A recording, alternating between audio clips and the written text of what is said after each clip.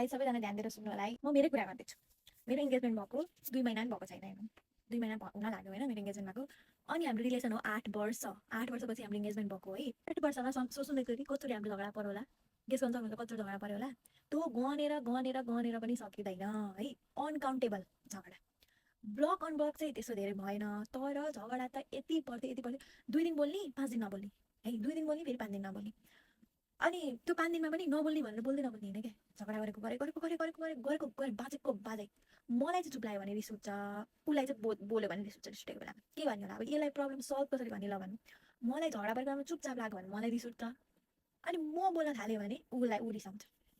अनि problem solve हुन्छ कहिले हुँदैन नि। झगडा परै गर्छ। त्यही भएर हेर्नु साथीहरू, ओहो लभ पर्यो 2-4 महिना भएको छ, 1-2 वर्ष भएको छ, लभ पर्यो, झगडा पर्यो, लौ न अब त्यसले मलाई छोड्छ, ब्लक गर्यो, यसले मलाई छोड्ने हो, अर्कैसँग जाने भने चाहिँ टेन्सन गर्नु पर्दैन। हेर्नु यदि तपाईँको भाग्यमा छ, यदि उसले माया गर्छ भने त्यो जसरी पनि हुन्छ। हाम्रो त 6 महिना ब्रेकअपै भएको। 6 महिनासम्म त हाम्रो ब्रेकअप बोल्दै नबोलेको के कहाँ छ के गर्दैछ, मऱ्यो कि बाँच्यो कि केही पनि थाहा नपाएको। 6 महिनासम्म बोल्दै नबोलेको के 6 महिनापछि बोलेको, तर के बोलेको थाहा छैन, मात्रै बोलेको के होइन। त्यति हो बोलेको। त्यस्तो हुँदाखेरि पनि अहिले आएर इन्गेजमेन्ट भयो। हेर्नु त्यही भएर आत्तिने कामै छैन। टेन्सन लिएर आफ्नो दिमाग खराब नगर्नुहोस्।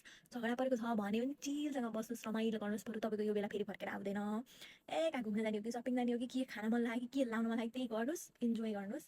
त्यो झगडा पऱ्यो भनेर रोएर एउटा कोठाभित्र बस्ने काम चाहिँ कहिले पनि नगर्नु होला। हेर्नु यदि तपाईँ केही हुन लेखेको रहेछ भने त्यो जसरी तपाईँको 100 चोटि ब्रेकअप भएर 100 चोटि ब्लक गरे पनि तपाईँकै हुन्छ गाइज।